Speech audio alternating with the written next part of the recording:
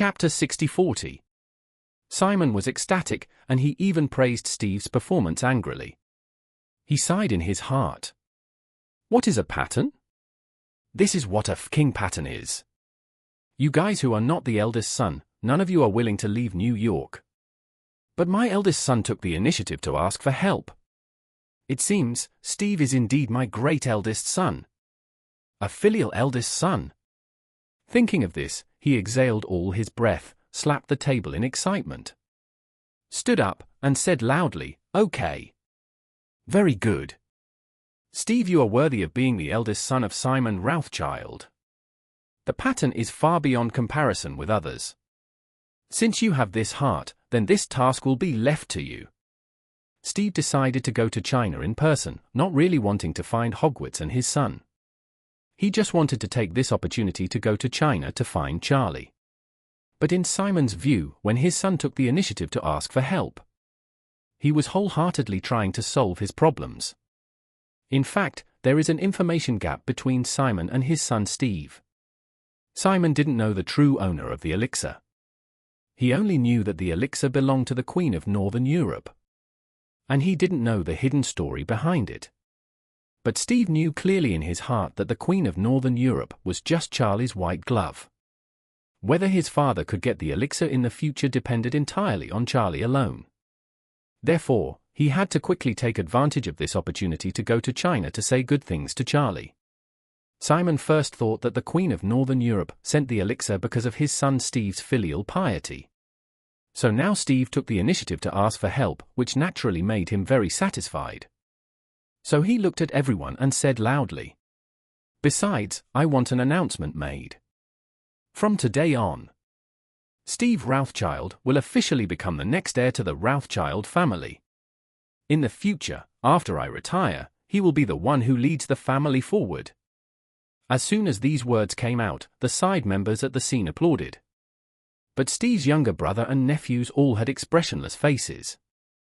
They knew very well that if the old man announced this decision in front of so many people, there was basically no possibility of changing it.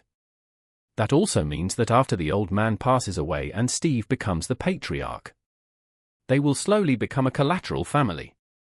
In the future, their descendants will sit in the audience seats and face each other like the collateral families behind them. Some of the petty little favors from the host's family are grateful. What's interesting is that Steve himself doesn't look very happy at this time.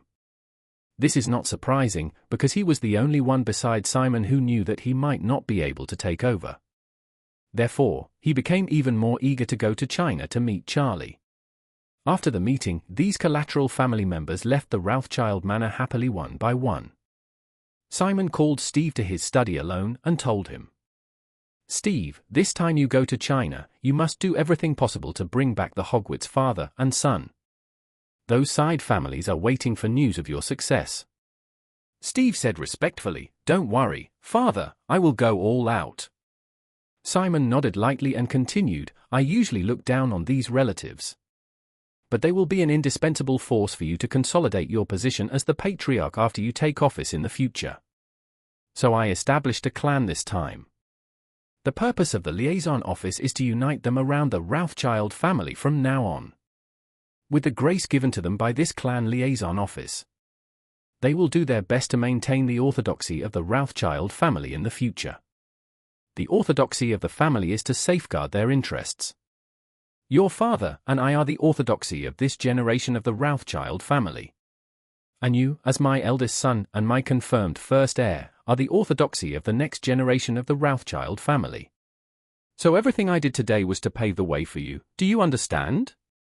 Steve sneered in his heart, "Paving the way for me? My road has almost been cut off by you. And you are still paving the way for me? You are more like paving the way for me." If he had been talking about Simon before he met Charlie, Steve would have believed at least 70% of Simon's words. However, considering that he already knew the inside story, Steve's trust in his words was completely zero. In comparison, he knew more than Simon, so he could conclude that everything his father did today was to consolidate his status as the patriarch. The reason why he said so high-sounding things was just to deceive himself and continue to give himself a cake and let him be a stupid prince. The simplest point is that if the old man really wants to pave the way for himself, then he should naturally be the person in charge of the clan liaison office. However, he avoided all direct family members and appointed his most trusted professional managers to manage this office. Isn't this because he was afraid that the favors done by the clan liaison office to the collateral families would be mistakenly recorded in his name? Or in the names of other brothers? The old man took the lead in establishing the office, and the old man designated his confidants to manage it with full authority. If the collateral families benefit from this office in the future, the old man will naturally be grateful. Just imagine when a person is not sure whether the boss's son will lay off employees or replace people after taking over, or whether he will cut his salary and drive out people. His boss suddenly wants to give him a 50% salary increase, and also promises to help him solve his wife's problem. Work, children's insurance, home mortgage, parents' medical care. Will he expect the boss's son to take over? He would only pray to Bodhisattva or God every day to bless him and let his unfair boss live a few more years. Because if his son comes up one day, his good days may come to an end. However, although Steve knew everything well, he still bowed to Simon respectfully and said, "Thank you, Father, for your trust. I will definitely live up to your expectations."